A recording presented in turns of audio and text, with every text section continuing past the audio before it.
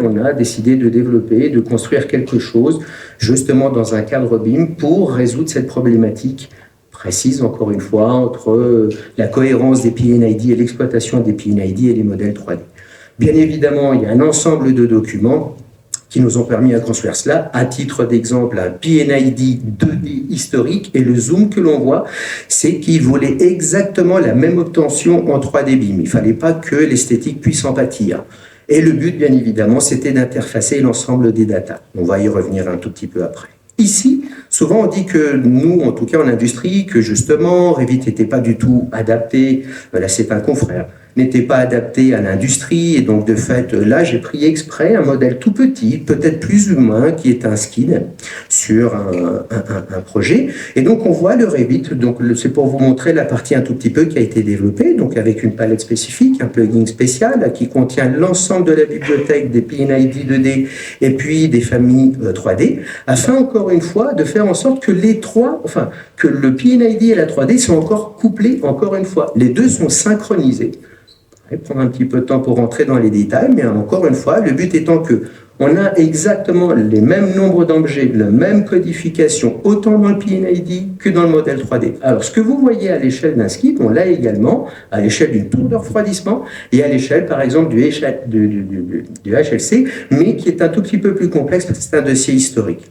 On voit donc l'insertion des éléments donc, classiques qu'on retrouve en BIM, les systèmes, les codes GMAO, avec leur arbre fonctionnel, etc. Donc, toutes ces datas, en fait, est intégrée et synchronisée entre le PNID et puis le modèle 3D.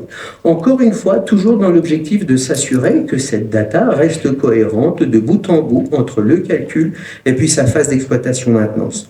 On voit les entrées-sorties, ce qu'on appelle les IO-listes, donc couplé avec le contrôle, donc justement, ça parlera peut-être aux automaticiens. Et puis c'est une toute petite capture d'image, parce qu'on pourrait aller très très loin, en fait couplé, donc ces éléments sont couplés avec un Florim Light, c'est-à-dire notre solution de GMAO, afin justement de voir, de boucler, c'est-à-dire qu'on clique sur une vague de régulation et on a l'ensemble de l'arbre fonctionnel de l'installation. Et les fiches d'intervention, et j'en passe. Donc vous l'aurez compris, dans un temps, j'irais, hyper accéléré, que le PNID BIM, donc est en effet, dans ce cas précis, je pourrais vous en citer beaucoup d'autres, en électricité, en intégration, etc. Mais en tout cas, on a essayé de mettre en place ce processus d'échange. Donc justement, alors le WP, c'est des working packages, c'est-à-dire un tout petit peu notre cahier des charges, le DQE, donc c'est un peu pour nos phases de soumission, la 41, le PNID qui est purement BIM, qui est couplé à la GMAO, à l'automatisme du bâtiment, à la 3D, on envoie les éléments dans le PLM, PDM, et ensuite, donc, ça sert en intégration, la coordination classique que vous connaissez aussi dans le bâtiment.